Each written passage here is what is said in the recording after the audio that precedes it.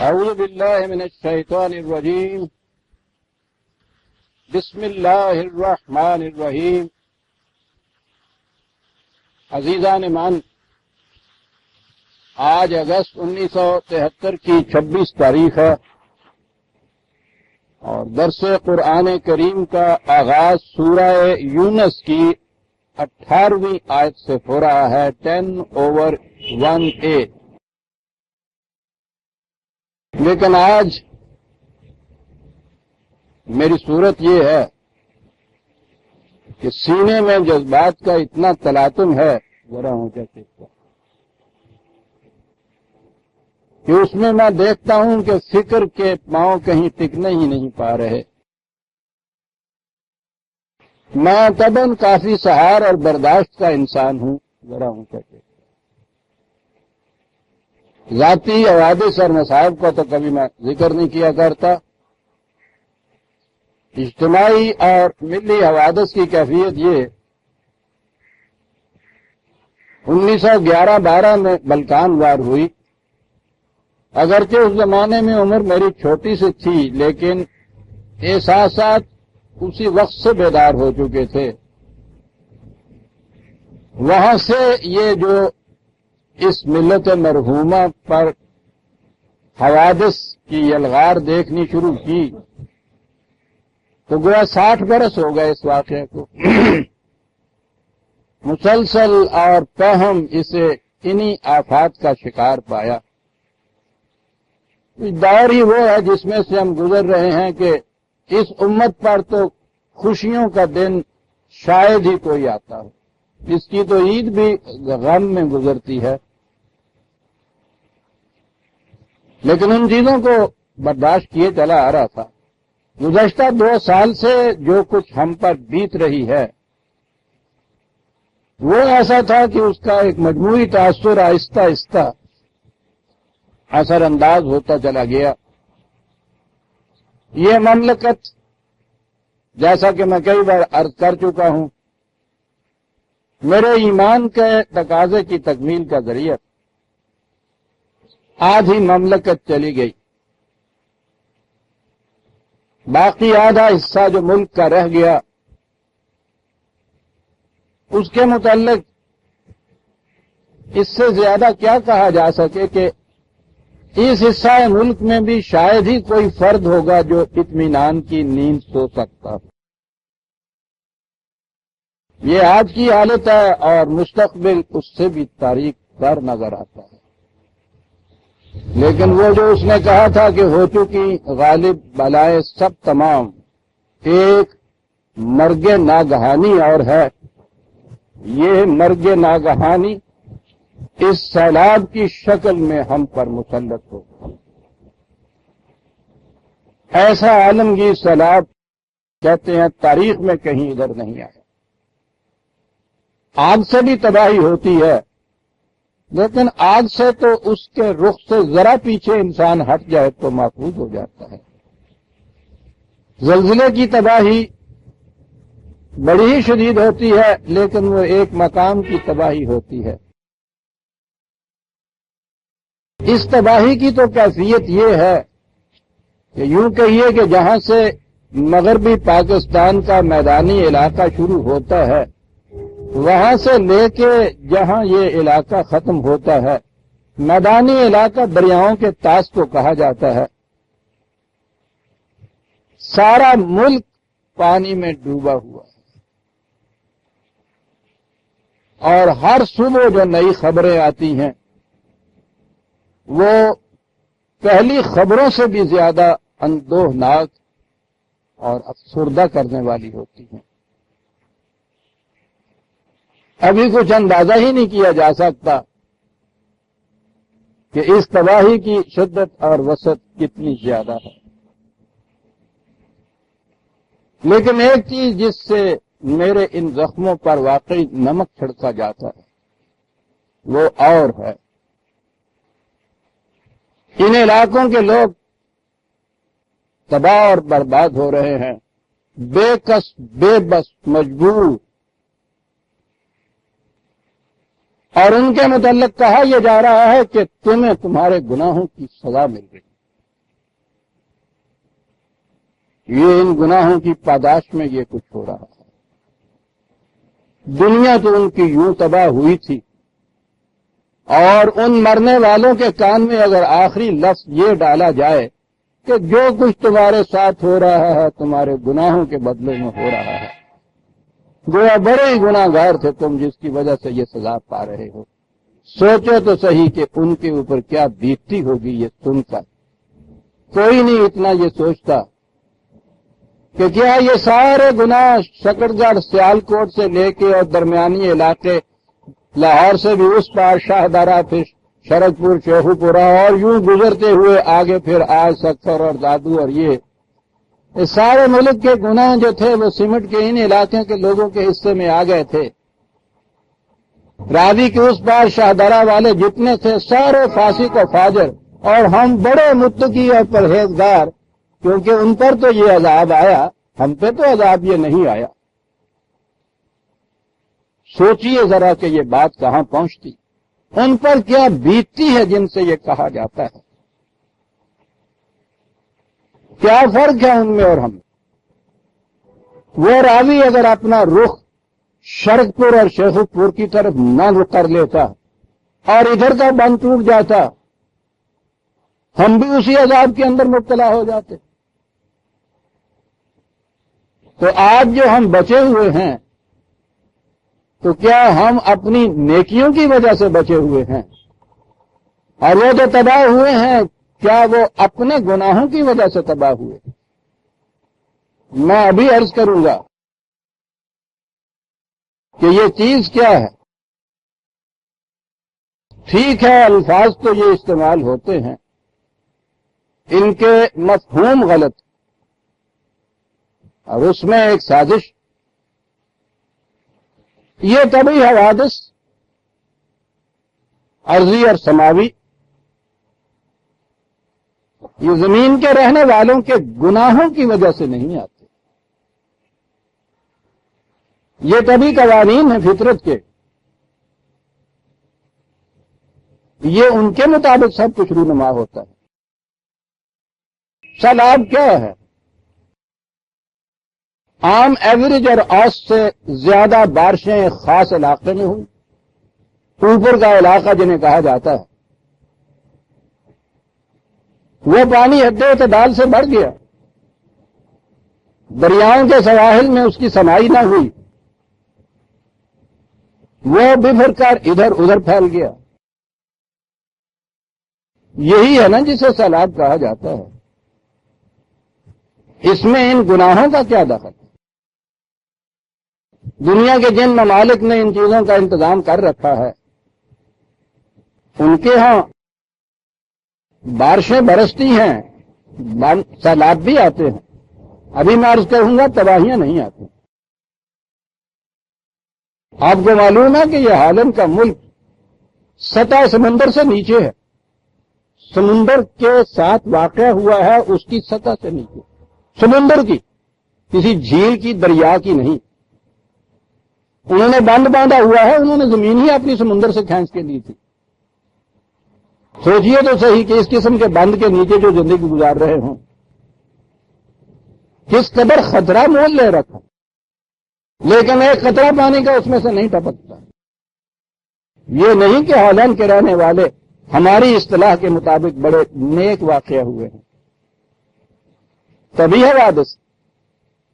ان حوادث کے متعلق تو قرآن نے یہ کہا ہے کہ سخر لکم ما فی السماوات والارض کے لیے۔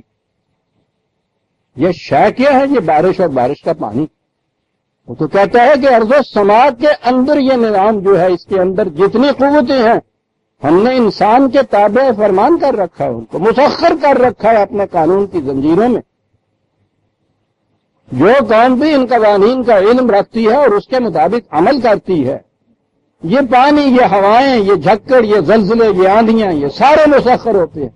جاپان کی سرزمین ہر آئے دن وہاں زلزلے آتے تھے۔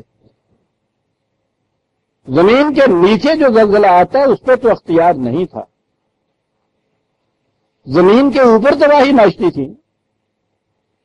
مدت العمر وہ تجربے کرتے رہے، سوچتے رہے، اور اس کے بعد ایسے مکانات انہوں نے ایجاد کر لیے کہ زلزلے آتے ہیں اور کوئی مکان گرتا ہی نہیں۔ وہ ان لوگوں کے مقابل میں زیادہ نیک نہیں ہیں کہ جن کے ہاں زلزلے تباہیاں اب بھی مچا رہے ہیں۔ جسے تباہی کہا جاتا ہے وہ ہوتی کیا ہے؟ یہی سیلاب کا پانی جہاں سے آیا تھا وہ پہاڑوں سے گزرتا، میدانوں سے گزرتا، جنگلوں سے گزرتا، ریگستانوں سے گزرتا، لیکن ان علاقوں سے گزرتا جن میں کوئی انسان نہیں بستا تھا، گزر کے اپنے راستے پہ چلتا اور چلتا چلتا سمندر میں جا گرتا۔ یہ تباہی تو ایک طرف رہی، کسی ایک فرد کو بھی یہ ہلاک نہ کر سکتا۔ تباہی اس وقت یہ کہی جاتی ہے جب اس کی زد میں انسان آتا ہے، اور انسان وہ اس کی زد میں آتا ہے جس کے پاس حفاظتی تدبیر نہیں ہوتی، اسی کو تباہی کہتے ہیں۔ میں سمجھتا ہوں کہ یہ سیلاب کی تباہی تمام تباہیوں سے زیادہ عالمگیر اور شدید، اور اسی لیے شاید قرآن کریم نے جن تباہیوں کا ذکر کیا ہے اس میں سب سے پہلے طوفان ہی کا ذکر کیا ہے۔ لیکن اس طوفان سے بچنے کی تدبیر کیا بتا؟ حضرت نوح علیہ السلام اور ان کے ساتھی جو تھے، ان کے مومن اور نیک ہونے میں تو کوئی شبہ ہی نہیں ہو سکتا۔ یہ محض نیک ہونا اگر ان طوفانوں سے بچا سکتا تو انہیں کچھ کرنے کی ضرورت نہیں تھی۔ کہا یہ گیا حضرت نوح علیہ السلام پیغمبر سے کہ طوفان آنے والا ہے، کشتی بناؤ، اس سے بچ جاؤ گے۔ ایک پیغمبر اور اس کی اولی امت جو ایمان اور عمل صالحہ کے مجسمے ہوتے ہیں، وہ بھی اگر اس حادثے سے، اس طوفان سے بچے ہیں، حفاظتی تدبیر کی روح سے بچیں۔ حفاظتی تدابیر نہ ہوں تو یہ تباہیاں لاتے ہیں حوادث،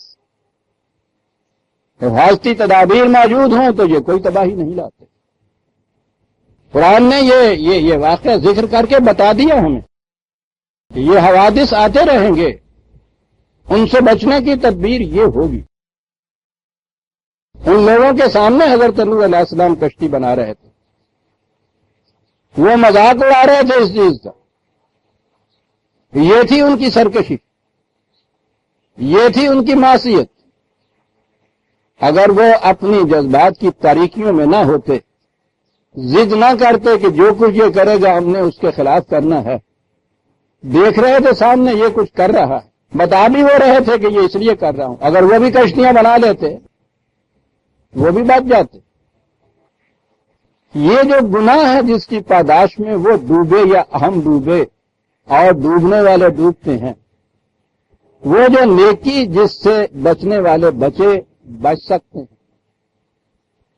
جہاں تک یہ فطرت کے حوادث کا تعلق ہے، میں وہاں تک گفتگو کر رہا ہوں، وہ یہی ہے کہ جو قوم صحیح تدابیر نہیں کرتی ان پہ تباہی آ جاتی ہے، جو ان کے لیے تدبیریں کر لیتی ہے وہ تباہیوں سے بچ جاتی۔ جسے گناہ کہا جاتا ہے، گناہ کا لفظ نہ استعمال کیجئے کہ ہمارے ذہنوں میں اس سے خاص قسم کا تصور آتا ہے۔ نیکی کے متعلق بھی ہمارا تصور محدود ہو گیا ہے۔ کہیے کہ یہ تباہی آتی ہے قوم کے اس اجتماعی جرم کے بدلے میں کہ اس نے اس سے بچنے کی تدبیریں اختیار نہیں کی۔ جرائم کہیے عزیزان من، گناہ نہ کہیے کہ یہ سارے بچنے والے معتبر ایک طرف ہو کے بیٹھ جاتے ہیں اور مرنے والوں کے کان میں آخری وقت یہ ڈال دیتے ہیں کہ تم گناہ گار تھے، تمہیں تمہارے گناہوں کی پاداش میں یہ کچھ ملا۔ آواز یہ بلند ہونی چاہیے کہ جو ذمہ دار حضرات سے ان کے مجرمانہ تغافل کی پاداش میں بنا پر یہ سب کچھ ہوا، جرائم کی وجہ سے یہ ہوا۔ اور جرائم یہ ہیں، غالباً 55 میں یہاں سیلاب آئے تھے، عالمگیر۔ میں یہاں سے دور تھا اس زمانے میں، کراچی میں تھا، اتنا قریب ہو کے نہیں دیکھا۔ 55 کے بعد یہ 18 سال کا عرصہ ہو گیا۔ مجھے پہلے علم نہیں تھا، معلوم ہوا ہے کہ اس زمانے میں فلڈ کنٹرول کمیشن ایک مقرر کیا ہوا اور وہ آج تک مقرر ہے۔ 18 سال کا عرصہ کچھ کم عرصہ نہیں ہوتا۔ اس عرصے میں یہ بھی معلوم کیا جا سکتا ہے کہ یہ ہمارے ہاں سیلاب کیوں آتے ہیں اور اکثر آتے رہتے ہیں. ان کی شدت میں کمی بیشی ہوتی ہے، اکثر آتے رہتے ہیں. دریاؤں کے راستے میں جو بھی ملک ہوگا وہاں امکان ہے اس چیز کا کہ سیلاب آ جائیں. ان کے آنے کی وجوہات ہوتی ہیں، طبعی وجوہات، فزیکل کازز، انہیں معلوم کیا جائے. اس کے بعد ایک پلان بنایا جائے لمبے عرصے تک کے لیے کہ تجھ پہ قابو نہیں، دل پہ تو ہے قابو اپنا. اس بارش پہ قابو اگر ہمارا نہیں ہے جہاں یہ برستی ہے، وہ بارش جو تباہیاں لاتی ہے اس تباہیوں کے لیے تو حفظ ما تقدم کے طور پر تدابیر اختیار کی جا سکتی ہیں. اس 15 سال کے عرصے میں اگر ہم پچھلے فلڈ سے، ان طوفانوں سے ایک سبق حاصل کرتے اور اس دوران میں اس کے لیے یہ تدابیر اختیار کی جاتی تو یہ تباہیاں کبھی نہ آتی. سیلاب آتا، تباہیاں نہ آتی. جس نسبت سے ہماری تدبیریں ہوتی اس نسبت سے تباہیاں کم ہوتی. یہ مجرمانہ تغافل تھا جس کی وجہ سے یہ عالمگیر تباہی ہو گئی ہمارے یہاں. میں نے کہا تھا نا کہ یہ الفاظ خاص طور پہ استعمال کیے جاتے. یہ ساری چیزیں ہمارے دور ملوکیت کے اندر وضع ہوئیں. یہ سازش تھی. جب بھی اس قسم کا کوئی عرضی یا سماوی حادثہ پیدا ہوا، یہ راجا اور برہمن کی ملی بھگت، بادشاہ اور مذہبی پیشوائیت کا گٹھ جوڑ، انہوں نے مساجد میں، خانقاہوں میں، ہزاروں میں، میدانوں میں شروع کر دیا چلانا.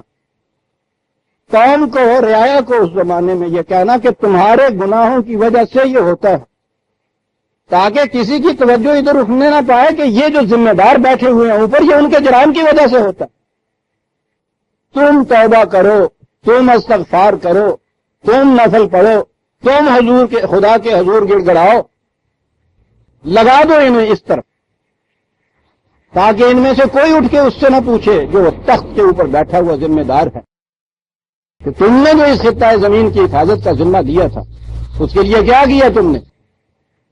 تم مجرم ہو، تم ملزم ہو، توبہ تمہیں کرنی ہوگی. اور توبہ کے معنی یہ ہے کہ پہلی دفعہ اگر ہوا ہے تو اس کے بعد یہ توبہ کرو کہ دوبارہ نہیں ہوگا، دوبارہ اگر ہوگا تو بخشے نہیں جاؤ گے. دیکھتے ہیں عزیزان مانی ان الفاظ کے معنی اب کیا ہو گئے. کہنے کی بات یہ تھی، انہوں نے توجہ ہی ادھر نہیں مڑنے دی. ہماری ساری تاریخ میں یہ ہوتا ہے کہ جو جن تباہیوں کے ذمہ دار تھے توجہ اس طرف نہیں اٹھنے دی. بھوکے مر رہے ہیں صاحب، دنیا مر رہی ہے بھوکے، واز پر واز ہو رہے ہیں کہ کوئی نہیں، رزق تو اللہ نے اپنے ہاتھ میں رکھا ہوا ہے. بھوکے مر رہے ہو اس سے جا کے پوچھو، اس سے نہ پوچھو جو ذمہ دار بن کے بیٹھا ہوا ہے، جس کی بد نظمی کی وجہ سے یہ بھوک اور پیاس آ رہی ہے، بیماریاں پھیل رہی ہیں صاحب. خدا کی طرف سے یہ تعزیانہ عبرت تمہارے اوپر برسائے جا رہے ہیں کوڑے. غضب ہے خدا کا، عذاب ہے اس کا. ادھر یہ ذمہ دار نہیں ہے جو اقتدار کی کنیاں ہاتھ میں لیے تخت پر بیٹھا ہے، نگاہوں کا رخ ادھر آنے نہیں دیتے. یہ ہوتی ہے ابلیسی ملوکیت، یہ ہوتی ہے اس کے ساتھ مذہبی پیشوائیت کی سازش کہ اصل کاز اور سبب کی طرف نگاہ نہ اٹھنے دے. بھوک ہو، پیاس ہو، رزق خدا کے ہاتھ میں. ہر مصیبت اس کی طرف سے آتی، ہر عذاب اس کی طرف سے آتا، ان کی وجہ سے نہیں آتا. وجہ تمہارے گناہ ہوتے ہیں. تدبیر گڑ گڑاؤ، رو، تم توبہ کرو، اسے جو کچھ کرتا ہے کرنے دو. یہ ہے عزیزان من وہ چیز کہ جس سے یوں کہیے کہ ہم تو اتفاق سے بچ گئے، یا جو ان میں سے اپنی تدبیر سے بچتے ہیں، یعنی انہوں نے تدبیریں یہ کی ہوتی ہیں کہ ایسے حوادث آئیں بھی تو ہم بچ جائیں. ایک تو ہم اس تباہی سے بچ جاتے ہیں، پھر اپنے ذہن میں غیر شعوری طور پر یہ سمجھتے ہیں کہ ہم گناہ گار نہیں ہیں. یہ خدا کا عذاب تو گناہ گاروں پہ آتا ہے، اس کے لوگوں کے گناہوں کی وجہ سے آتا ہے. یہ مرنے والے جو ہیں یہ سارے کے سارے یہ گناہگار ہیں، فاسق ہیں، فاجر ہیں، گناہگار ہیں. قرآن کریم عزیزان من نگاہوں کا زاویہ بدل دیتا ہے. وہ ہر حادثے اور ہر واقعہ کے سبب کی طرف پہلے رخ کو موڑتا ہے. یہ پتہ لو کہ یہ کیوں ہوا ہے.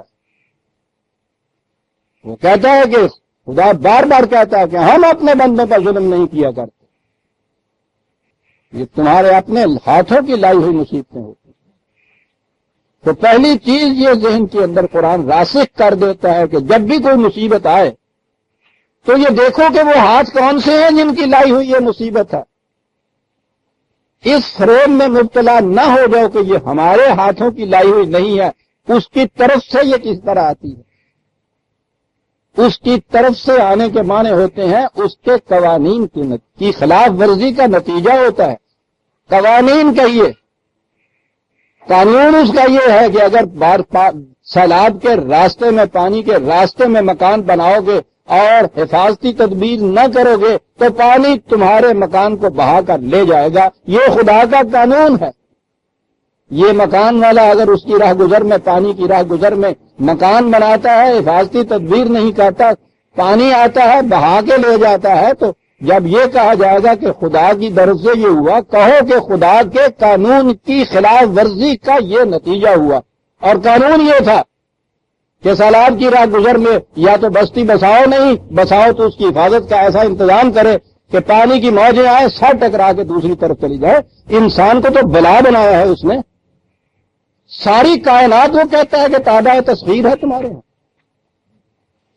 یہ جو چیز کہ کائنات کی قوتوں کو جو قوم مسخر نہیں کرتی وہ خدا کی معصیت کرتی ہے، وہ گناہگار ہے. ہم نے ان خدا کے قوانین کو دو حصوں میں تقسیم کر دیا. یہ جو قوانین فطرت ہیں ان کے متعلق تو سمجھا یہ ہے کہ یہ کسی اور کے بنائے ہوئے.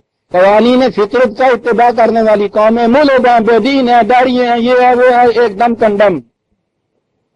دوسرا حصہ ہے وہ خدا کے قوانین کا جنہیں ہم اپنے ہاں نیکی اور بدی کا معیار قرار دیتے ہیں.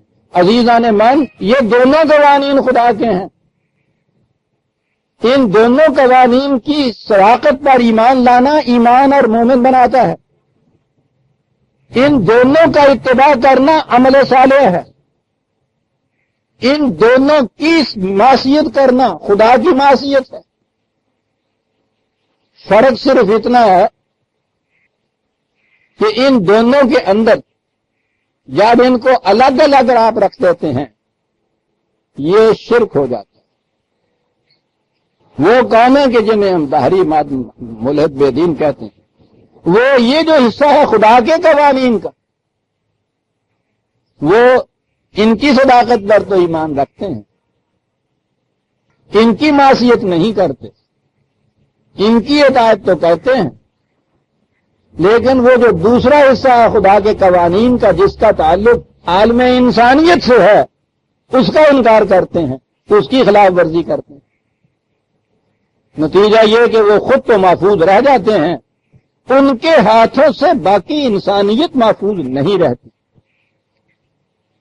اور مومن وہ ہے کہ جو ان دونوں قوانین کی صداقت پر ایمان رکھتا ہے، ان کے مطابق اپنا نظام کام کرتا ہے. نتیجہ یہ ہوتا ہے کہ ان قوانین فطرت کی اطاعت سے تدابیر ایسی محکم کر لیتا ہے کہ خود ان سے محفوظ رہتا ہے.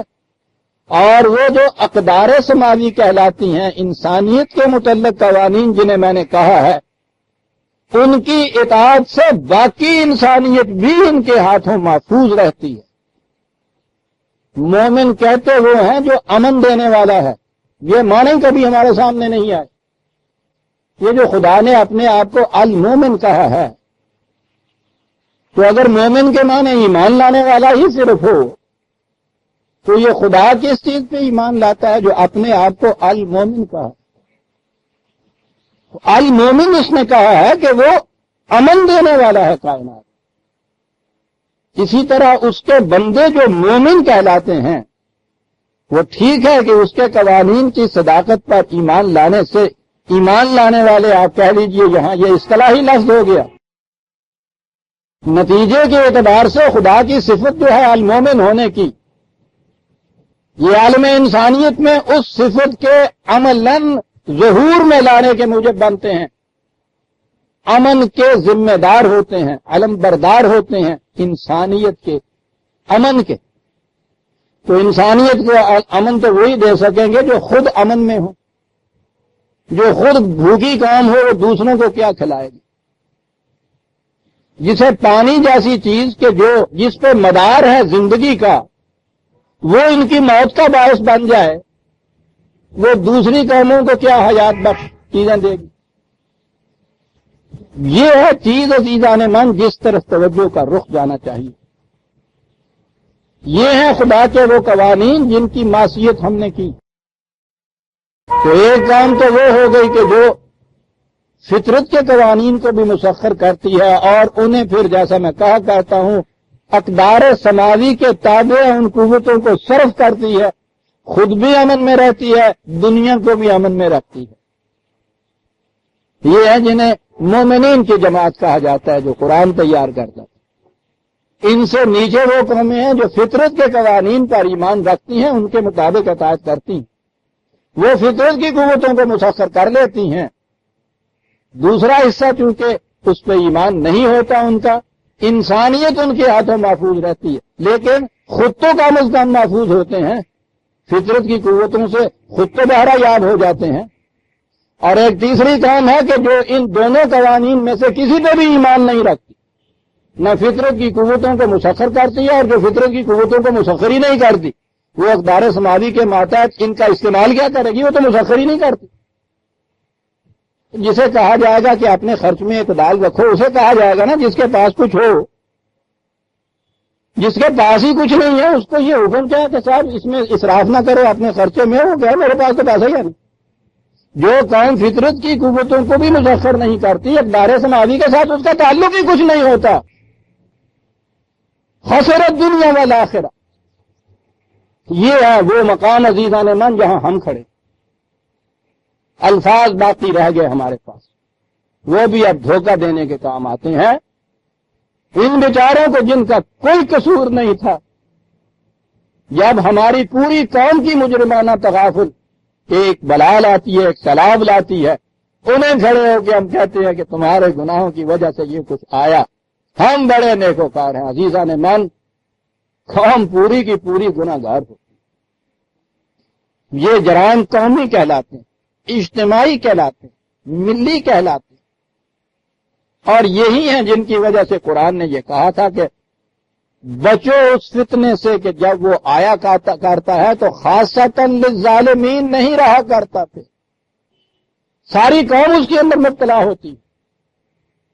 جو کبھی کسی نے کہا تھا کہ سیلاب نہ پرست کے درے خانہ کدام است، ہاڑے پوچھتا آگا پہ جی گھر کا دروازہ تا کدھر ہے، میں کدھر نہیں آوا جی، ذرا دسنا اندروں کنڈی تو کھولنی۔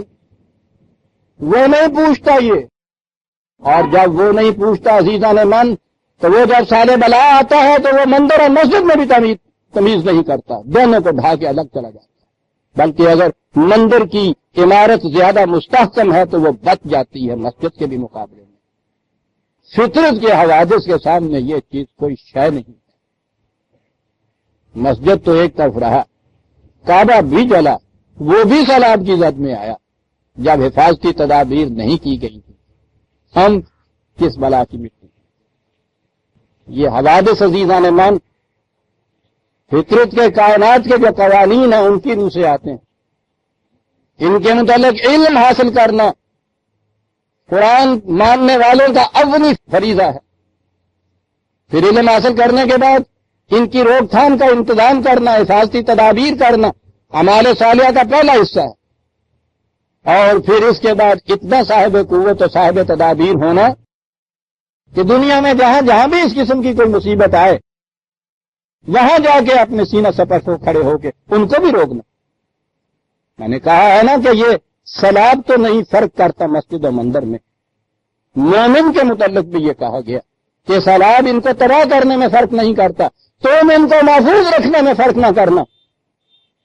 یاد نہیں قرآن کی وہ آیت جس میں اس نے کہا سورہ حج میں کہ اگر ہم اس قسم کی جماعت تیار نہ کریں جسے جماعت مومنین کہا جاتا ہے، نہ یہودیوں کے سونا بچیں، نہ عیسائیوں کے مندر بچیں، گرجے بچے، نہ ہندوؤں کے مندر بچیں، نہ تمہاری مسجدیں بچیں. یہ ہے وہ قوم. قرآن کا اعجاز یہ ہے کہ پہلے دوسرے مذاہب کے عبادت قدوں کو لیا، آخر میں مسلمانوں کی اپنی مسجد کا ذکر کیا. اور جو قوم اپنے گھر کو بھی نہیں بچا سکتی وہ دوسروں کی عبادت گاہوں کو کیا بچائے گی؟ پہلی چیز تو عزیزان من یہ ہے ان حوادث کے متعلق یہ تدابیر اختیار کر، یہ بھی ہدایت ہے قوانین خداوندی. اور اگلی بات یہ ہے کہ جب یہ حادثہ آ جائے تو پھر اس سے نمٹا کس طرح سے جائے. یہاں آتے ہیں وہ دوسرے اقدار خداوندی جسے میں نے کہا. ہمارے صدر اول کی تاریخ میں بھی یہ حادثہ آیا، بلکہ بیک وقت دو سماوی آفات تھیں. حضرت عمر رضی اللہ تعالیٰ عنہ کے زمانے میں قحط بڑا شدید پڑا، طاعون بڑی شدت سے اٹھا. طاعون کے متعلق تو ساری بات حضرت عمر رضی اللہ تعالیٰ عنہ کے ایک فکرے میں سمٹ کے آ گئی. وہ فکرہ کہ جس کی مثال میں یونان کے پلیٹو سے لے کے آج تک کے برگسان کے ہاں کہیں نہیں پاتے. اللہ وجہ البصیرت یہ بات دعوے سے کہہ رہا ہوں. جب آپ وہاں پہنچے ہیں شام کے امواس کے قریب وہ طوفان پھوٹا تھا، وہاں کہا گیا آپ سے کہ آگے نہ جائے. آپ نے بیٹھ کے مشورہ کیا، وہ آگے علاقہ آتا ہے جہاں طاعون ہے، وہاں جانا چاہیے یا واپس چلے جانا چاہیے. فیصلہ آپ نے یہ کیا کہ نہیں، واپس چلے جانا چاہیے اس علاقے میں جہاں طاعون نہیں ہے. اعتراض کرنے والوں نے اعتراض یہ کیا، انہوں نے کہا کہ عمر خدا کی تقدیر سے بھاگ رہے ہو. بظاہر بڑا وزنی اعتراض نظر آتا ہے. سنتے ہیں آپ جواب کیا ملا. کہا ابو عبیدہ سن لو، میں خدا کی ایک تقدیر سے خدا ہی کی دوسری تقدیر کی طرف جا رہا ہوں. جہاں کے تقدیرات حق لا انتہا. اس کی ایک تقدیر یہ ہے کہ جہاں یہ وبا پھوٹ رہی ہو وہاں چلے جاؤ گے تو متعدی مرض ہے، تمہیں بھی لگ جائے گا. اس کا دوسرا قانون یہ ہے کہ جہاں یہ نہیں ہے اگر وہاں رہو گے تو اس سے بچ جاؤ گے. کہا یہ دوسرا قانون تو میرا نہیں بنایا ہوا، یہ بھی تو اسی خدا ہی کا ہے جس کا وہ قانون ہے کہ اگر جاؤ گے متعدی امراض میں تو اس میں گرفتار ہو جاؤ گے، اس سے صاف علاقے میں نکل جاؤ گے تو بچ جاؤ گے. دونوں قوانین خداوندی ہیں. سوال صرف یہ ہے انسان کے تدبر کا کہ وہ یہ دیکھے کہ بیک وقت جب دو ممکنات اس کے سامنے آئیں، 2 پاسبلٹیز ان کے سامنے آئیں، ان میں سے کون سی اختیار کرنی چاہیے. کہنے لگا اس وقت مومن وہ اختیار کرتا ہے جس میں امن میں رہتا ہے. اور طاعون جب قحط آیا ہے تو آپ سوچئے عرب جیسا، اور یہ وادی غیر ذی زرع مکہ اور مدینہ کا علاقہ، یہاں کچھ خود ہوتا ہی نہیں ہے، لیکن بہرحال مدینہ کیپٹل تھا، وہاں پروویژن رکھی جاتی تھی. قحط پڑا تو ارد گرد کی باہر کی ساری آبادیاں صحراؤں کے جتنے لوگ رہنے والے تھے، کوئی متبادل صورت اس کے سوا نہیں تھی کہ وہاں سے امڑ کے آتے مدینے آ جاتے. اور وہ جھوک آ گیا. ٹھیک ہے، پہلی چیز تو یہ ہے کہ فوراً ہی ان کے لیے باہر رہنے کا انتظام کر دیا گیا، خیمے لگا دیا گیا. ٹھیک ہے، آتے جائیے. یہاں سے پھر وہ نگاہ فاروقی سامنے آتی ہے. آتے ہی فوراً تو یہ چیز ہوئی کہ یہ جو آئے مدینے سے پکا ہوا کھانا یہاں بھیجا گیا، انہوں نے کھایا. لیکن نگاہ فاروقی نے یہ بھانپ لیا کہ وہاں سے پکا ہوا کھانا جب ان کے پاس آتا ہے تو ان میں احساس ایسا پیدا ہوتا ہے کہ ہم ان لوگوں کے دست نگر ہیں، خیرات کا کھانا کھاتے ہیں. امت کے دل میں یہ خیال نہیں پیدا ہونا چاہیے. کیا سارے مدینے والوں سے یہ کہہ دیا کہ تمہارے گھر میں سارے شہر میں کوئی چولہا نہیں جلے گا، سب باہر آئے ان کے ہاں، ایک دسترخوان ہوگا، جو کچھ اندر ہے سب لے آؤ، ایک جگہ پکے گا، ایک جگہ کھائیں گے. اللہ اکبر. اور انہوں نے عمر خود بیٹھا ہوا تھا. جو ملتا تھا مساوی سب کھاتے تھے. مساوات محمدی کا نام آ جاتا ہے. محمدی تو بہت بلند مساوات ہے. مساوات عمری کو تو دیکھو وہیں بیٹھے ہوئے. بعض چیزوں کے نہ کھانے کی عمر بھر ایک کیفیت ہوتی ہے، انسان کی طبیعت پہ ان کا اثر ہو جاتا ہے. آپ تیل نہیں کھایا کرتے تھے صحت کے حساب سے، صرف لذت اور عیاشی کا تو سوال ہی نہیں تھا. اتنی بڑی آبادی کے لیے میسر ہی تیل آ رہا تھا، ان کے اندر خود بیٹھے ہوئے وہی تیل کھایا کرتے. تو ابن عمر بیٹا کہہ رہا کہ چہرہ جھلس گیا، رنگت سیاہ پڑ گئی، جھریاں پڑ گئی، پیٹ میں ہر وقت درد رہنے لگا.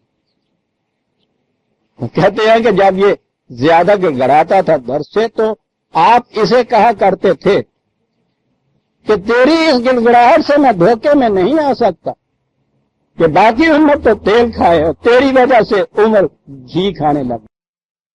عمر فریب میں نہیں آ سکتا، اپنے پیٹ کے فریب میں بھی نہیں آ سکتا. انہوں نے کہا کہ دن بھر کیفیت یہ تھی کہ ان کیمپوں کے اندر پھر رہے تھے، ایک ایک کی ضرورت کے مطابق وہاں پہنچاتے تھے. ایک وہ علاقہ تھا جہاں کے معذور بچے وغیرہ آ نہیں سکتے تھے، وہاں کی ذمہ داری خود آپ لے لی تھی کہ ان کی نگرانی میں کروں گا. دن بھر یہ ہوتا تھا، اور جسے رات بھر اب ہم کہتے ہیں دعاؤں میں گزارتے تھے. رات بھر پلاننگ اس کے لیے ہوتی تھی، مجلس سے مشاورت بیٹھتی تھی، رات سوتے نہیں تھے، دن یہ کچھ کرتے تھے. تو یہ چیز ہمارے یہاں تاریخ میں ہے ساتھیوں کی یہ بات کہ ہمیں فکر تھی کہ اگر یہ قحط کچھ عرصہ اور رہا تو قحط سے یہ قحط زدگان تو بچ جائیں گے، عمر زندہ نہیں بچے گا. آفت حادثہ آتا ہے عزیزان من، اسے نپٹایا اس طرح سے جاتا ہے. اس کا نتیجہ یہ تھا کہ اس قحط میں ایک فرد بھی ہلاک نہیں ہوا تھا. جو ملتا تھا اس سے یوں برابر بنتا جاتا تھا. کسی قحطی کا واقعہ ہے نا کہ ایک دن اپنے پوتے کو دیکھا کہ وہ کوئی جسے ہم فروٹ کہتے ہیں پھل کی قسم کی چیز کھا رہا تھا. ایک دم بیٹے کو بلایا کہ یہ کیا ہے، لوگ بھوک سے مر رہے ہیں اور عمر کا پوتا فروٹ کھا رہا ہے. انہوں نے کہا سرکار عمر کا پوتا بھی وہی کچھ کھاتا ہے جو دوسروں کو مل رہا ہے. صبح ناشتے میں جو کھجوروں کی گٹھلیاں بچوں کو ملی، کسی کاشتکار کا بچہ کوئی تھا اس کے پاس ککڑی تھی، عمر کے پوتے نے اپنے حصوں کی کھجوروں کے ستو اس کو دے دیے اور اس نے وہ ککڑی اس کو دے دی. یہ وہ ککڑی کھا رہا تھا، فروٹ نہیں کھا رہا تھا. حادثہ آتا ہے تو پھر نپٹا یوں جاتا ہے. یہ حادثہ در حقیقت ان کا حادثہ نہیں ہوتا جن کے اوپر براہ راست بلا گرتی ہے. یہ حادثہ ان کے لیے ہوتا ہے جو ابھی محفوظ ہوتے ہیں. وہ جو میں نے ایک دن بے ساختہ اس مرحوم دوست کا مصرع سنایا تھا، آج بار بار یاد آتا ہے کہ میرا مرنا خلوص نوح گر کی آزمائش ہے. پتہ نہیں کس عالم میں یہ کہہ دیا. یہ جو مرنے والے ہوتے ہیں حوادث میں عزیزان من، ان کا مرنا ہم جینے والوں کے خلوص کی آزمائش ہوتا ہے. گناہگار وہ نہیں تھے جو اس سیلاب کے اندر مر گئے. پہلے گناہگار وہ تھے کہ جنہوں نے حفاظتی تدبیریں ان کے لیے نہ کی، اور اس کے بعد گناہگار ہم ہیں جو حادثے کے شکار نہیں ہوئے اور ان کے لیے کچھ نہیں کر رہے، یا جتنا کرنا چاہیے وہ نہیں کر رہے. یہاں اگر عمر کے پوتے میں اور بدو کے لڑکے میں تمیز ہو جائے گی، یہ ہوگا وہ گناہ جو بخشا نہیں جائے گا، جسے کوئی توبہ بخش نہیں سکے گی. انسانوں کے گناہ تو انسان بخشا کرتے ہیں عزیزان، خدا نہیں بخشا. اور انسانوں کے گناہوں میں سے سب سے بڑا گناہ قرآن نے یہ گنایا ہے کہ یاد رکھو، جس شخص کے ہاتھوں کوئی ایک متنفس بھی ضائع ہو گیا نہ حق، جرم کے اعتبار سے سمجھ لو کہ اس نے پوری نوع انسانی کو قتل کر دیا. ایک فرد بھی عزیزان من جو بچ سکتا ہے ہمارے کچھ کرنے سے، اگر وہ ہلاک ہو گیا ہے ہمارے اس نہ کرنے سے، خدا کی میزان میں یہ جرم ہے کہ ہم نے پوری انسانیت کو قتل کر دیا. سوچ سکتے ہیں اس کی سزا کیا ہوگی؟ یہ ہے وہ غضب جسے ہم کہتے ہیں خدا کا آیا کرتا ہے. یہ ہے وہ جرائم جن کی وجہ سے یہ سزائیں ملتی ہیں. نگاہ کا رخ اس طرف رکھو عزیزان اللہ، پھر بات بھی سمجھ میں آ جائے گی، اور پھر آئندہ کے لیے ہم ان تباہیوں سے بھی بچ جائیں گے. ورنہ اگر ہم یہی پکارتے رہے کہ یہ مرنے والے اپنے گناہوں کی پاداش میں مر گئے، جینے والے ہم اس لیے جیے کہ ہم بڑے مقربین بارگاہ الہی تھے، آئندہ ہم اسی طرح ان کی ذات میں آ جائیں گے. سوال اس وقت یہ ہے کہ آج ہم بچنے والوں کے خلوص کی جو آزمائش ہو رہی ہے، اس میں ہم کس حد تک ہوئے اتر رہے ہیں. ہمارے مجرمانہ تغافل کی وجہ سے جو بیچارے مر گئے ہیں، جو تباہ ہو گئے ہیں، ٹھیک ہے، ان کے جرائم، ان کی سزا بھی، ان کی اس تباہی کی سزا بھی ہمیں ملے گی. قومی حیثیت سے ساری قوم کو میں کہتا ہوں نا، اس میں ہم شامل ہیں. لیکن جو بچ گئے ہیں ان کے لیے جو کچھ کرنا چاہیے، اگر ہم کہ جو اس سیلاب سے، اس تباہی سے بچ گئے ہیں، اگر ان سے ہم سے کوتاہی ہوگی تو یہ اگلا جرم ہوگا جس جرم کی سزا ہمیں الگ ملے گی. حفاظتی تدابیر کی طرف سے تغافل برتنے میں پوری قوم کو وہ سزا، اور ان کے لیے جو کچھ کر سکنا ہے اسے نہ کر سکنے کی ہمیں سزا جو ہم زندہ ہیں. اور حذر اے تیرا دستاں، سخت ہیں فطرت کی تعزیریں. یہ فطرت کی تعزیریں ہیں نا جو ہم پہ یہ آ رہی ہیں. آج ہم میں سے ایک ایک کو یہ سوچنا چاہیے کہ میں جو اطمینان سے محفوظ اپنے گھر میں بال بچوں میں بیٹھا ہوا اسی طرح سے وقت کے اوپر کھا رہا ہوں، پی رہا ہوں، اس لیے کہ جیسا میں نے ابھی عرض کیا ہے، اس پانی نے اپنا رخ ادھر موڑ دیا تھا. میری اور کوئی کاریگری نہیں تھی. وہ جو اس سے بچنے کے لیے درختوں کی شاخوں پر لٹکے رہے، تباہ ہونے والے گھروں کی چھتوں کے اوپر بیٹھے رہے، ان گزرگاہوں کے اندر کسی نہ کسی طرح سے لپٹے ہوئے بچ گئے.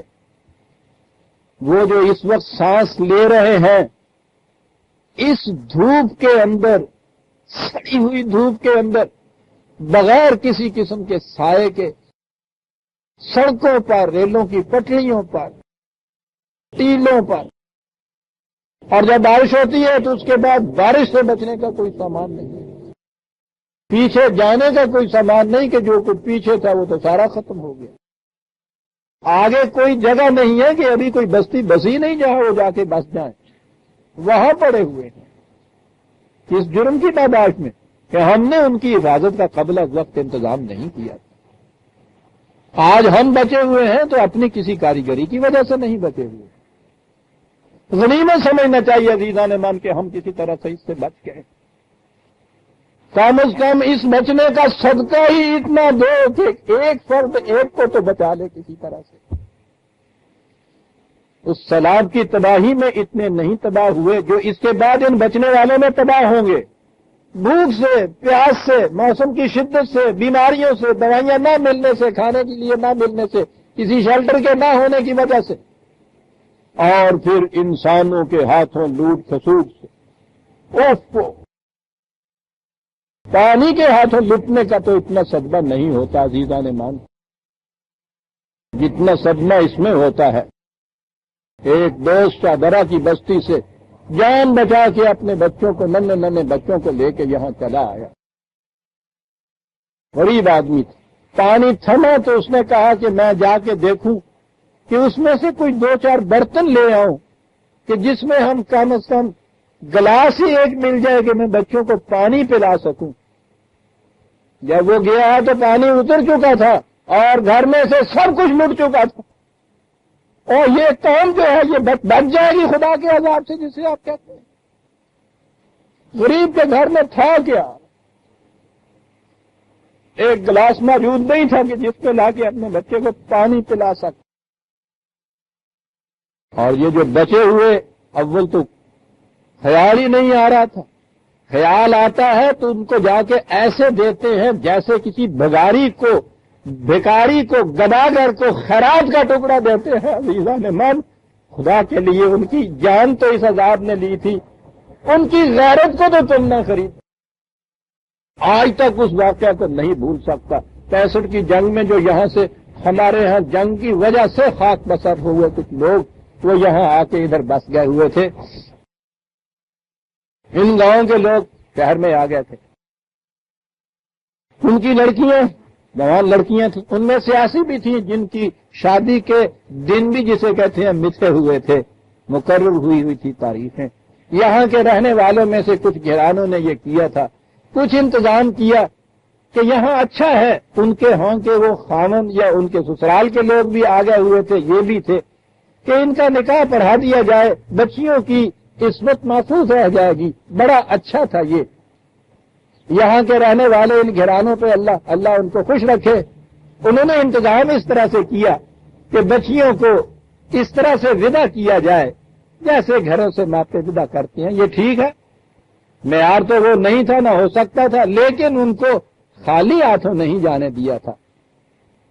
ایک سہاگن ایک دلہن کی طرح جیسے ودا کرتے ہیں، اتنا کچھ تو کم از کم اسے دے دیا تھا۔ میرے حصے میں اتنی سعادت تھی، علاوہ اور چیزوں کے بہرحال جو میں کر رہا تھا، کہ ایک نکاح پڑھانے کی جو چیز تھی وہ بھی میرے ہاں ہوتی تھی۔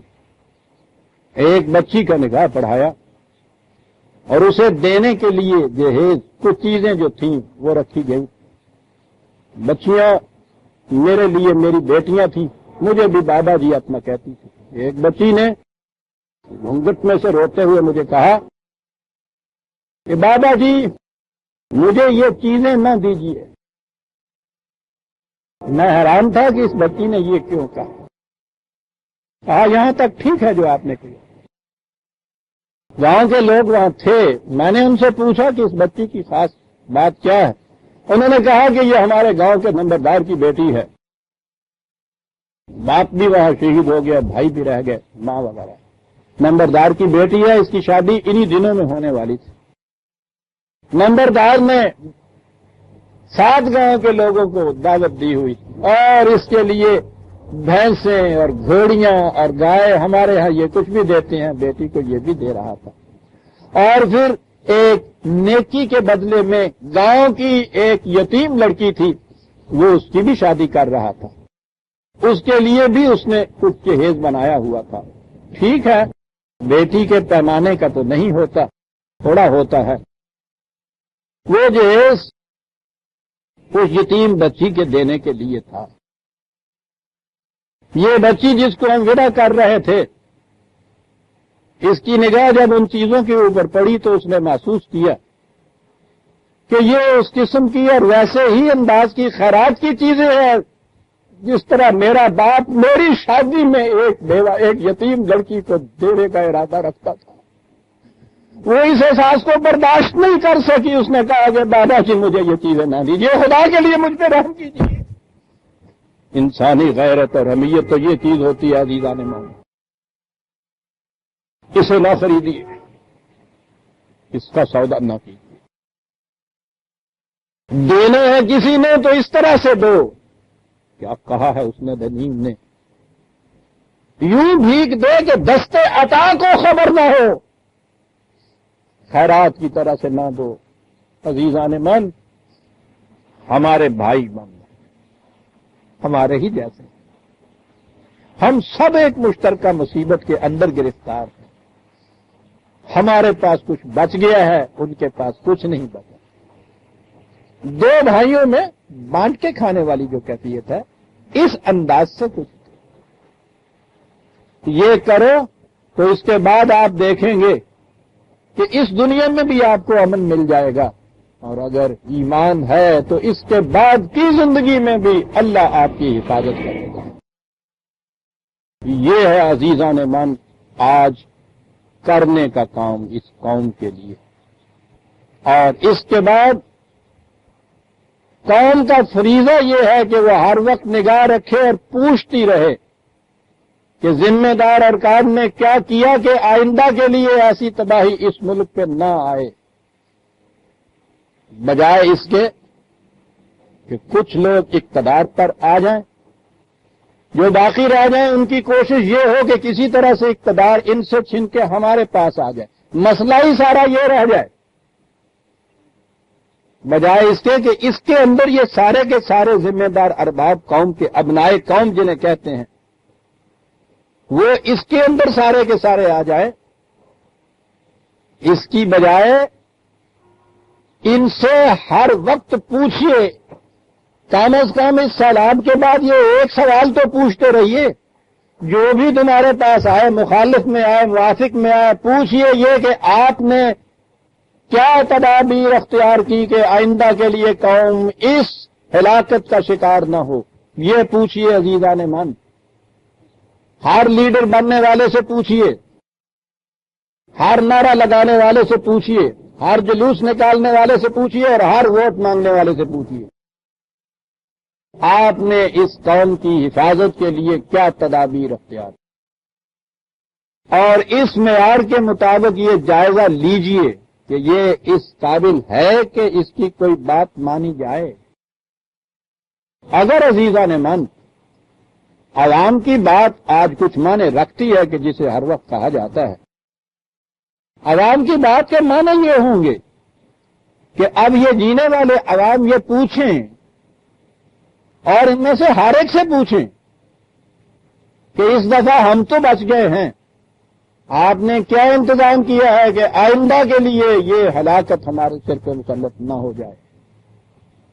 یہ صرف کسی کے وعدے پہ نہ رہیے، وعدہ تو اس انداز کا ہونا چاہیے، میں نے پہلے بھی ایک درس میں یہ چیز کہی تھی، وعدے کی اہمیت کے پیش نظر قرآن کریم نے کئی مقامات کے اوپر خدا کا وعدہ بھی یہ کہا، ہم نے یہ وعدہ کیا ہوا، ہم نے یہ وعدہ کیا ہوا ہے، اور اس کے ساتھ اس نے ایک جگہ کہا ہے کہ ہم تو بڑے اصدق القول واقع ہوئے ہیں، بات کے سچے، لا یخلف المیعاد، کبھی وعدہ خلافی نہیں کرتے۔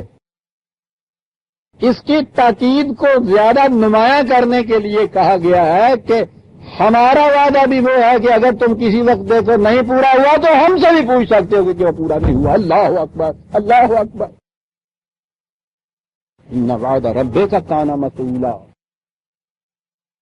وعدہ تو وہ چیز ہے عزیزان من، یہ سارے وعدے ہیں نا جو ایسے وقتوں میں کیے جاتے ہیں،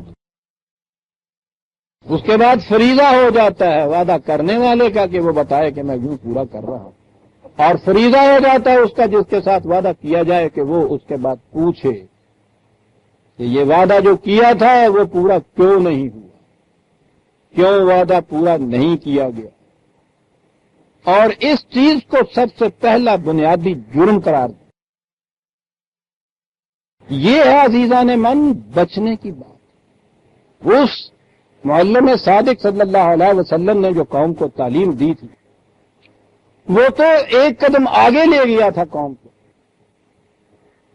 شام کے صحرا میں حضرت عمر نے واپسی پہ دیکھا تھا نا اپنے معمول کے مطابق کہ وہ بذات خود جا کر ایک ایک کا حال معلوم کیا کرتے تھے، اپنے اخبارات پر ہی بھروسہ نہیں کیا کرتے تھے، خود جا کر معلوم کیا کرتے تھے کہ حال کیا ہے۔ ایک روزیدہ سے خیمے میں گئے، وہاں ایک بڑھیا تنہا بیٹھی تھی، اس سے پوچھا، آپ کی زبان میں کہوں گا کہ مائی کیا حال ہے تمہارا؟ اس نے کہا کہ تمہیں میں حال کیا بتاؤں، جس کو حال پوچھنا چاہیے جب اسے ہی اس کی پرواہ نہیں ہے تو میں کسی دوسرے کو حال بتانے کو تیار نہیں۔ کہا کہ مائی وہ کون ہے کہ جس کے ذمے تمہارا حال پوچھنا تھا؟ کہا کہ وہ جو زمام خلافت اپنے ہاتھ میں لے کے بیٹھ گیا ہے، وہ جس نے ذمہ داری پہلے اپنے خطبے میں یہ اعلان کیا تھا کہ اگر دجلہ کے کنارے کوئی کتا بھی بھوک سے مر گیا تو اس کی ذمہ داری مجھ پہ عائد ہوگی، یہ اس کی ذمہ داری تھی۔ میری مصیبت کا پوچھ، میں سمجھتا ہوں اتنے سے ہی کچھ کم اوس نہیں پڑی ہوگی کہ آپ نے اگلی بات بھی کہہ دی کہ مائی تم نے اپنی مصیبت کا حال اس تک پہنچایا تھا اور آگے جواب عمر کی زبانی سنیے جو ساری عمر دوہراتے رہے اس جواب کو اور روکتے رہے. کہا کرتے تھے کہ مجھے اس بڑھیا نے بتایا کہ یہ خلافت کی ذمہ داری کیا ہوتی ہے. اس نے کہا کہ یہ اس تک حال پہنچانا میرا فریضہ نہیں تھا، یہ اس کا فریضہ تھا کہ وہ ایک ایک فرد کے متعلق باخبر رہتا. اور آگے کہا، اس نے کہا تھا کہ جو خدائے خبیر کے نام پر ہم سے اطاعت لیتا ہے اسے اتنا خبیر ہونا چاہیے کہ ہر فرد کی خبر اس کے پاس موجود ہو. کہتا ہوں کیا تعلیم حضور دے گئے تھے اس قوم کو، کیا قرآن سمجھا گئے تھے اس قوم کو. یہ لفظ تو ہمارے ہاں متواتر چلا آیا، خدا کے نام پر حکومت الہیہ جسے ہم کہتے ہیں، خدا کے نام پر حکومت قائم کرنا. پوچھو اس بڑھیا سے کہ وہ کیا بات سمجھی تھی.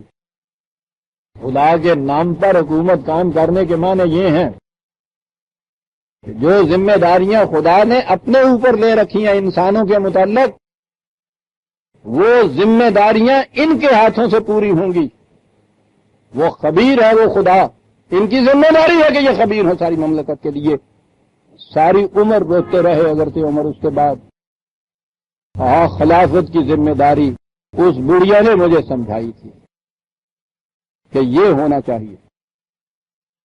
اور یہ جو بات میں نے کہہ دی ہے، خدا نے جو ذمہ داری لے رکھی ہیں وہ ان کے ہاتھوں سے پوری ہوتی، ان کی ذمہ داریاں وہ ہو جاتی ہیں. یہ چیزیں بھی تو ہمارا بعد کا تراشیدہ فلسفہ نہیں عزیزان مان، یہ بھی تو قرآن سے ہی حاصل کردہ بصیرت اور علم ہے. اسے بھی تو عمر نے ہی سمجھایا تھا رضی اللہ تعالیٰ عنہ. یہ چیز کہ خدا براہ راست ذمہ داریاں پوری نہیں کیا کرتا، وہ تو دیگر آیات کے علاوہ سورہ یاسین کی تو وہ آج سامنے لائیے کہ جب ان لوگوں سے کہا جاتا ہے کہ بھوکوں کی روٹی کا کچھ انتظام کرو، تو یہ کہتے ہیں کہ تم کیا کہہ رہے ہو، رزق کی ذمہ داری تو خدا نے لے رکھی ہے. اگر اسے یہ مقصود ہوتا کہ یہ بھوکے نہ رہے تو وہ انہیں روٹی کیوں نہ دیتا. تم کیا کہتے ہو، اس کی ذمہ داری کو ہم پورا کریں. کہا یہ آگے سے جواب دیتے. کہا کس قدر گمراہی میں مبتلا ہے کہ انہیں پتہ نہیں ہے کہ خدا براہ راست کسی کے منہ میں آ کے لقمہ نہیں ڈالا کرتا. وہ ذمہ داری ان کے ہاتھوں پورا ہوا کرتی ہے جو خدا کے نام پر اپنی اطاعت، خدا کی اطاعت لیتے ہیں لوگوں سے. یہ چیز تھی. اور وہ بات جو میں ابھی کہہ رہا تھا کہ یہ بات بھی عمر نہیں ہمیں سمجھائی. پہلی بات تو میں نے تقدیر کے معاملے میں کہی تھی، میں نے عرض کیا تھا کہ میں اس کی مثل ایک فکرہ نہیں جانتا. یہ جو دوسری چیز ہے، اس نے تو یقین مانیے عمر بھر کے لیے مجھے ایک عجیب وحش کی کیفیت میں رکھا ہوا. کیا پہلی دفعہ یہ سامنے آئی تھی، میں عرض نہیں کر سکتا کہ کتنے دنوں تک مجھ پہ ایک محویت کا عالم رہا تھا. بات سمجھ میں نہیں آتی تھی اس سے پیشتر کہ خدا نے یہ چیز کہی ہوئی ہے کہ اجیب دعوت الداعی اذا دعان. ہر پکارنے والا جب مجھے پکارتا ہے تو میں اس کی پکار کا جواب دیتا ہوں. اعتراض دل میں سے یہ اٹھتا تھا کہ روز پکارتے ہیں تو پکار کا جواب نہیں ملتا، مصیبت زیادہ مصیبت میں گرفتار رہتے ہیں، بھوکے بھوکے رہتے ہیں. یہ کہاں سے جواب ملتا ہے؟ یہ حضرت عمر نے سمجھا دی. اور یہ تو میں پھر کبھی تفصیل میں عرض کروں گا. اسلام کا صحیح نظام تو میں نے سمجھا ہی حضرت عمر سے. سیرت انسانیہ کی معراج کبریٰ نبی اکرم صلی اللہ علیہ وسلم سے سمجھا. حوادث کے زمانے میں دین کو مستحکم کس طرح سے رکھا جا سکتا، صدیق اکبر سے سیکھا. اور استحکام کی طرف سے اطمینان ہونے کے بعد یہ نظام خداوندی کیسے عملاً متشکل کیا جاتا ہے، سیرت فاروقی سے سیکھا میں. سنیے کہ وہ اس مشکل ترین آیت کو سمجھاتے کس طرح سے. خدا سے دعا ہم کب کرتے ہیں؟ جب کوئی ہماری ضرورت رکی ہوئی ہوتی ہے، جب کوئی مصیبت آتی ہے جس کا حل نہیں ملتا، جب یہ ضرورتیں پوری ہوتی رہیں، مشکلات کے حل آتے چلے جائیں، ضرورت نہیں پڑتی ہے تو سنیے ان کا فکر. کہا کہ خدا نے مجھے یہ ذمہ داری خلافت کی اس لیے سونپی ہے، عزیزان من یاد رکھیے گا یہ الفاظ، اس لیے سونپی ہے کہ میں تمہاری دعاؤں کو خدا تک نہ پہنچنے دوں، راستے میں روک لوں. اگر تمہاری کوئی دعا خدا تک پہنچ گئی تو اس کے یہ معنی ہوں گے کہ میری شکایت ہو گئی کہ جو ذمہ داری اس نے پوری کرنی تھی اس نے نہیں کی، اس لیے ہمیں تمہارے ہاں آنا پڑا.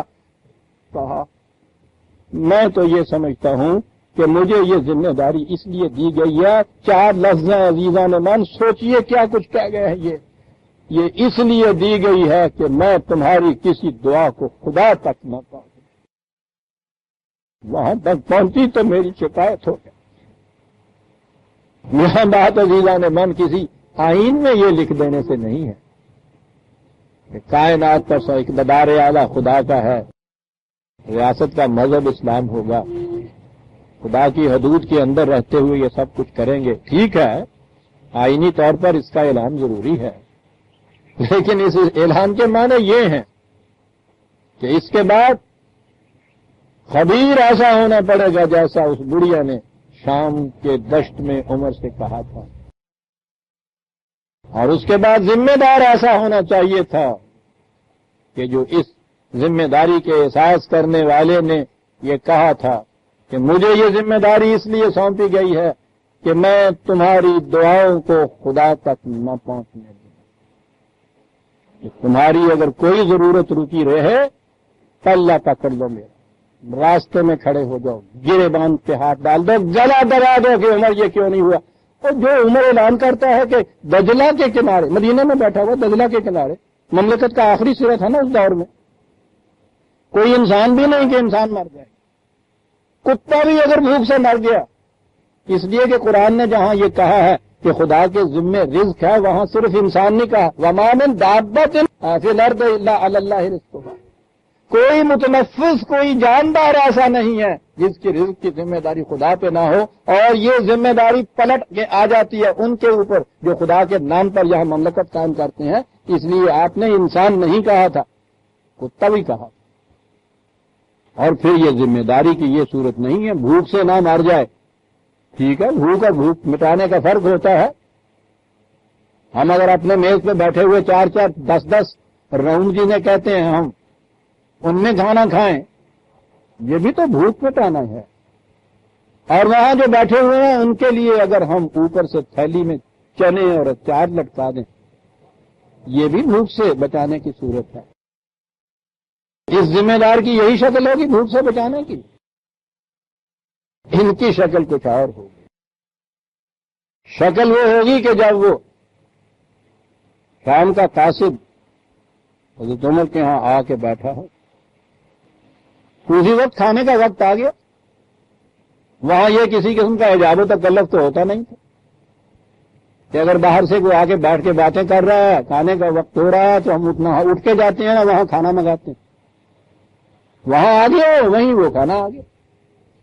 وہ کھانا اس نے دیکھا، جا کی روٹی تھی، تھوڑا سا زیتون کا تیل تھا، زیتون کا، وہاں گھی نہیں ہوتا، یہ ہوتا اعلیٰ تیل. وہ شام سے آیا تھا. اس نے کہا کہ امیر المومنین آپ جاؤ کی روٹی کھا رہے ہیں، اب تو مملکت میں گیہوں اتنا ہوتا ہے کہ آپ گیہوں کی روٹی کھا لیں. آپ نے کہا، غالباً اقبا نام تھا حاصل ہے، اقبا مجھے اس وقت یہ تو یقین ہے کہ مملکت میں ہر فرد کو جو کی روٹی مل رہی ہے. کیا تم مجھے یقین دلا سکتے ہو کہ ہر فرد کو مملکت میں گیہوں کی روٹی بھی مل رہی ہے؟ اس نے کہا کہ نہیں، یہ تو میں یقین نہیں دلا سکتا. تو کہا کہ پھر مملکت کے امیر المومنین پر گیہوں کی روٹی اس وقت جائز ہو سکتی ہے جب مملکت کے ہر فرد کو گیہوں کی روٹی ملے.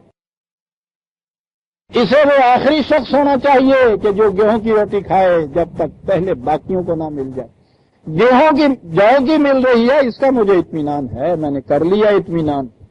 یہ کہ گیہوں کی مل رہی ہے اس کا ابھی انتظام اطمینان مجھے نہیں ہوا.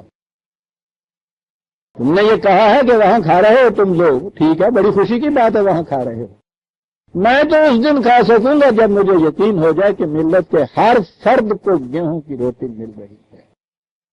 تو مساوات محمدیہ کہا جاتا ہے۔ حبیبان من، میں کہہ یہ رہا تھا کہ حوادث ارضی و سماوی آتے رہتے ہیں، جب تک آدم اس مقام پہ ابھی نہیں پہنچتا، جسے تو کہا تھا نا کہ اس کو اسماء کلھا بتا دیے گئے تھے، کہ کائنات کے ہر قانون کا علم جب تک یہ ابھی حاصل نہیں کرتا، بہت سے گوشے ابھی ایسے ہوں گے فطرت کی قوتوں کے جو ہنوز اس کی تسخیر سے باہر ہوں، کوئی بات نہیں، علم بڑھتا جائے گا، ان میں سے ایک ایک فرشتہ اس کو سجدہ کرتا چلا جائے گا آدم کو۔ لیکن جب تک یہ پورا علم حاصل نہیں ہوتا، یا جس نسبت سے کسی قوم کو یہ علم حاصل ہوتا ہے، یہ ارضی اور سماوی آفات و حوادث تو آتی رہیں گی۔ سوال آگے یہ ہوگا پھر کہ ان حوادث سے ہم نپٹتے کس طرح سے ہیں کہ یہ کوئی تباہی برپا نہ کرے، اور یہ ہے قرآن کریم کی تعلیم عزیزان من جو اس نے ہمیں دی۔ پہلی چیز یہ دی کہ یاد رکھو کائنات کی ہر قوت تابع تصغیر ہم نے تمہارے کر دی ہے۔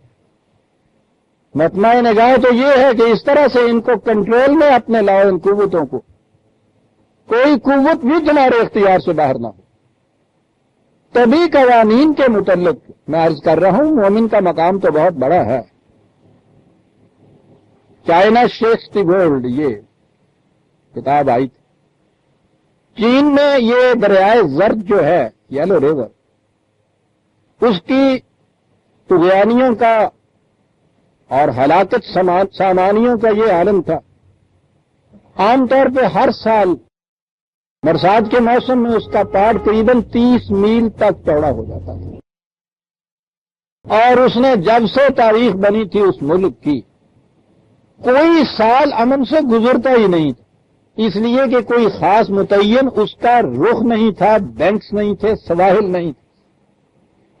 وہ ہر سال اپنا رخ بدلتا تھا، اور پھر اس قسم کا بکھرا ہوا دریا جب اپنی مرضی کے مطابق رخ بدلے تو اس کے بعد تو نہ کیرا منزلت باشد نہ میرا کوئی محفوظ ہی نہیں رہ سکتا تھا ملک میں۔ ٹائم ان نون سے یہ تباہیاں چلی آ رہی تھی اس ملک میں، اور ان قوموں نے، اس قوم نے یہ سمجھ لیا تھا کہ صاحب یہ ہمارا مقدر ہی ایسا ہے۔ افیون زدہ قوم تھی۔ اقتدار جب انہوں نے سنبھالا ہے کہ جنہوں نے فطر کے قوانین کا مطالعہ کر کے اس کی قوتوں کو مسخر کرنے کا ارادہ کر لیا تھا، تو وہ بڑا ڈرامٹک انداز ہے کہ جس میں موضوع تنگ نے جا کے وہاں سیلاب کے زمانے میں اس کا فکرہ ہے، اس کی تقریر کا، تو دریائے زرد تم تاریخ انسانیت کے ابتدا سے من مانی کر رہے ہو، اب بھی تمہاری یہ صورت ہے کہ تم کسی پابندی کے قائل نہیں ہو، اس لیے کہ اب تک اس قوم کے اندر بھی کسی قانون اور ضابطے کی پابندی نہیں ہوتی۔ اب یہاں اقتدار اس قوم کے ہاتھ میں آیا ہے جو قاعدے اور ضابطے کی پابند ہے۔ زرد دریا، اس کے بعد تمہیں بھی قاعدے اور ضابطے کا پابند رہنا پڑے گا۔ آئندہ سال سے تمہیں ساحلوں کے اندر بہنا ہوگا، ساحل سے باہر نہیں جا سکتے، اور آئندہ سال دریائے زرد ساحلوں کے اندر بہتا تھا۔ اب وہ انسان کے مقرر کیے ہوئے راستے میں بہ رہا ہے۔ انسان تو وہ بلا ہے، اس نے جہاں سے دریا نکلتا تھا اور جہاں جا کے گرتا تھا، راستے میں جتنی آبادیاں تھیں ان کے حصے میں ٹکڑے کر دیے دریا کے اس حصے کے، 1-1 میل 2-2 میل کا۔ ان کے ذمہ یہ لگا دیا کہ تمہاری روٹی کا ذمہ ہمارے اوپر، تمہارا ذمہ یہ ہے کہ اس کے ساحل ایسے بنا دو کہ جتنا جی چاہے بکھر جائے، توڑ نہ سکے ان کو، اور آئندہ برسات تک دریائے یلو کو لگام دے دی گئی۔ اس میں ابھی ان اقدار سماوی پر ایمان کا ذکر نہیں آ رہا، کہیں صرف فطرت کی قوتوں کو مسخر کرنے کا ذکر آتا ہے، جس کے لیے قرآن نے آدم کہا ہوا ہے، مومن نہیں وہاں کہا ہوا۔ یہ مقام آدمیت ہے ابھی، جہاں فطرت کی قوتیں اس کے تابع تصویر ہوتی ہیں۔ ہر وہ متنفس جو آدمی کے مقام کے اوپر ایسا کر سکتا ہے، ہم تو آدمی کے مقام کے اوپر بھی نہیں پہنچے، اور اسی لیے تو اس نے یہ کہا تھا دکھ بھرے آواز میں اس قوم کو پکار کے کہ با آدم نہ رسیدی خدا کے میں جوئی، تو تے بندے کا پتر نہیں بنیا تو رب کا مقرب بننے تو دعوے کر دیا۔ آدم کے مقام کے اوپر تو پہنچ، اس کے بعد پھر بات کر خدا کی۔ آدمی کے مقام پہ نہیں پہنچا، خدا کی بات کیا کر رہا ہے تو؟ کیا عجیب انداز تھا اس شخص کے کہنے کا۔ بعد میں نہ رسیدی خدا کے میں جو، لیکن ہمیں تو یہ خدا کے پرستیدہ جو ہے، پرستار جو ہیں، آدم کے مقام پہ پہنچنے ہی نہیں دیتے۔ جو ہی یہ تباہیاں لائیں، یہ فطرت کی قوتیں، ہماری نگاہوں کا رخ انہوں نے دوسری طرف موڑ دی۔ نہ ہمیں اپنی ذمہ داریاں یاد آنے دیں، نہ ذمہ دار ارباب کی ذمہ داریاں ان کے سامنے لانے دیں۔ بتایا ہی نہ گیا کہ یہ کن جرائم کی پاداش میں یہ ہو رہا ہے، گناہوں کا چرچا ہونے لگا۔ توبہ اور استغفار کے معنی مسجدوں میں بیٹھ کے، اپنے اپنے گھروں میں بیٹھ کے تسبیح پھیرنے کا نام ہو گیا، تاکہ ادھر ان کی توجہ ہی نہ آئے۔ نتیجہ یہ کہ ہر بار کا سیلاب پہلے سے زیادہ تباہیاں لانے والا بن گیا۔ کیا ہی یہ تھا ابلیسی سازش نے، جو اقبال کہہ گیا ہے کہ راز اس کا وہ کہتا تھا کہ میں اس امت کی بیداری سے ڈرتا ہوں۔ ابلیس نے کہا تھا اپنے مشیروں سے کہ ابلیس کے نقطۂ نگاہ سے حقیقی فتنہ جو ہے وہ مزدقیت فتنہ ہے، فردہ نہیں، اسلام ہے۔ ڈرتا ہوں اس امت کی بیداری سے میں۔ تو انہوں نے یہ پوچھا تھا کہ پھر ہم کیا کریں کہ یہ امت بیدار نہ ہونے پائے، مقام آدمیت پہ بھی نہ آنے پائے، خدا کا مقام تو اور ہوتا ہے۔ اس نے کہا تھا کہ پروگرام اس کے لیے یہ ہے کہ مست رکھو ذکر و فکر صبح گاہی میں ہی سے، پختہ تر کر دو مزاج خانقاہی میں ہی سے۔ سیلاب آتے ہیں تو ان کے ہاتھوں میں تسبیحیں دے دو، انہیں یہ کہہ دو کہ ان کے گناہوں کی وجہ سے آئے، جرائم کی طرف نگاہ نہ جانے دو، اس طرف نظر نہ اٹھنے دو کہ کس نے اپنی ذمہ داری کو پورا نہیں کیا جس کی وجہ سے یہ قوم تباہ ہو گئی۔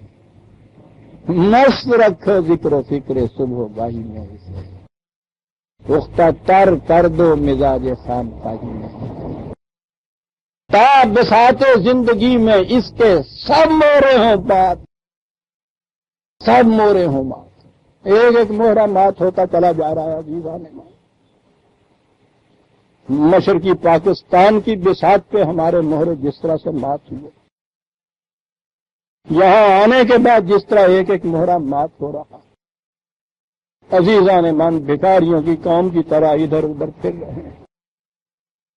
اس 71 کی جنگ کے بعد کے عواقب میں جو کچھ ہمارے پاس ہو رہا ہے، جس طرح سے وہاں وفد جا رہے ہیں ہمارے، جس طرح سے یہ مذاکرات کیا ہو رہے ہیں، جس طرح سے ہر بار ہم خود فریبی میں مبتلا ہوتے چلے جا رہے ہیں۔ آج صبح کے اخبار میں یہ تھا جس سے کڑک اٹھا کہ اتنے لمبے چوڑے مذاکرات کے بعد بات وہیں پھر ہے۔ انہوں نے کہا ہے یہ کہ نہیں، ہندو کی ذہنیت ہمیں کسی فاصلے کی طرف نہیں آنے دیتی، کوئی نئی بات نہیں ہے عزیزان۔ ہندو کی ذہنیت، ہندو نے پاکستان بننے کے بعد جواہر لال نہرو نے اپنی پہلی تقریر میں یہ بات کہی تھی کہ ٹھیک ہے، آج جنہوں کو یہ کچھ کر لینے دیجئے، کچھ زیادہ عرصہ نہیں لگے گا کہ اس کے بعد ہم پھر اکھنڈ بھارت بنا دیں۔ جن کے عزائم یہ ہوں ان سے ہم خیر کی توقع کر سکتے ہیں۔ عزیزان من، کسی سے بھی یہاں خیر کی توقع نہیں ہو سکتی، اپنے ہی حسن عمل سے یہ چیز ہو سکتی ہے، اور پھر حسن عمل کے اندر فریب میں نہ آ جائیے۔ قرآن نے پہلی بات کہی تھی کہ اپنی سرحدوں کو اتنا مضبوط رکھیے کہ تم یہاں بیٹھے ہو اور مخالفین کے دل وہاں کانپ رہے ہوں تمہاری وجہ سے، یہ کہا تھا اس نے۔ مومن کے متعلق یہ کہا تھا وَيَقْتَلُونَ وَيَقْتَلُونَ، مومن کی زندگی یہ ہے، اس حفاظت کے لیے وہ ہر وقت تیار ہوتا ہے میدان جنگ میں جانے کے لیے۔ وہاں دو ہی شکلیں قرآن نے بتائی ہیں، تیسری شکل ہی ہے نہیں عزیزان میں، یا وہاں وہ اپنی جان دے دیتا ہے یا غالب اور منصور واپس آتا ہے۔ اب بھی یہی چیز اس مسئلے کو حل کر سکے گی عزیزان میں، آج بھی یہی ایک حل ہے، کوئی دوسرا حل اس کا نہیں۔ وَيَقْتَلُونَ وَيُقْتَلُونَ، لیکن اس کے لیے تو قرآن نے شرط لگائی تھی کہ اس کے لیے اس انداز میں میدان جنگ میں لڑنا ہوگا، یا قوم کو، پوری قوم کو، وہاں تو سپاہی الگ ہوتا ہی نہیں ہے، قرآن کی روح سے تو ہر مسلمان سپاہی ہوتا ہے۔ ان کے لیے کہا تھا کا بنیان مرصوص، قوم کو یوں ہونا چاہیے جیسے ایک سیسا پلائی ہوئی دیوار ہو، اینٹ کی بھی دیوار نہیں کہ دو دیواروں کے اندر ہی تھوڑی سی یوں ہی رکھنا ہوتا ہے، جیسے سکہ ڈھال کے ایک دیوار بنائی ہوئی ہو۔ عزیزان من، یہ مثال تھی قرآن میں، قوم کے اندر اس قسم کی باہمی الف بین قلوبکم، دلوں کی دیواریں اس طرح سے ملی ہوئی ہوں پوری قوم کے اندر، اور پھر ایک ہی زندگی کا مقصد ہو، یا وہاں سے غالب اور منصور لوٹنا ہے یا جان دے دینی ہے۔ عزیزان من، آپ ایک ہندو کہہ رہے ہیں ایران اور روما جیسی طاقتیں مٹھی بھر اربوں کا ایک میدان میں مقابلہ نہ کر سکیں، ہاں آگے علاج اس کا یہ ہوگا، لیکن یہ جو آفتیں آتی ہیں ان کا علاج عزیزان من یہ علاج ہے کہ ہر وقت ویجیلنٹ رہے، کوئی اور نہیں مارتا عزیزان من۔ وما اصابکم مصیبۃ الا بما کسبت ایدیکم، قرآن کہتا ہے جو مصیبت تم سے آتی ہے تمہارے اپنے ہاتھوں کی لائی ہوئی ہوتی ہے۔ مصیبت آئے تو ڈھونڈو ان ہاتھوں کو جن کی وجہ سے وہ مصیبت آئی ہوئی ہوتی ہے۔ یہ ہے عزیزان من میرا آج کا پیغام، اور پھر دوہرا دوں کہ ہم جو بچ گئے ہیں ان مصیبتوں سے، ان کے لیے جو ابھی سانس لے رہے ہیں ان آفتوں کے اندر، ان کے لیے جو کچھ ہم سے ہو سکتا ہے ہمیں کریں، اور اس انداز سے کریں کہ ان کو اس کا احساس نہ ہونے پائے کہ ہمیں خراب دی جا رہی ہے۔ ان کی طبی زندگی کو بچانے کے لیے ان کی انسانی زندگی کی موت جو ہے اس کو نہ خریدنے دیجیے۔ اللہ ہمیں اس کی توفیق دے۔ بات میں نے درس کی اس آیت سے شروع کرنی تھی، لیکن آج اس موضوع سے زیادہ موضوع نہیں ہو نہیں سکتا، اور آج کیا ابھی تو پتہ نہیں ہمیں کب تک یہ چیزیں جو ہیں دہرانی پڑیں گی۔ یا اللہ ہمیں وہ نگاہ دے دے کہ ہم ایسے اوقات میں ان اسباب کو دوسروں کی طرف تلاش کرنے کی بجائے اپنے ہاں تلاش کیا کریں، دوسروں کو ذمہ دار قرار دینے کے لیے ہم خود سوچا کریں کہ ہم کس قدر ذمہ دار ہیں، پھر توفیق دے دے کہ اس کے بعد ہم یہ چیز عزم کریں اس بات کا کہ اس دفعہ یہ ہو گیا ہے، اس کے بعد ایسا نہیں ہوگا۔ ربنا تقبل منا انک انت السمیع العلیم۔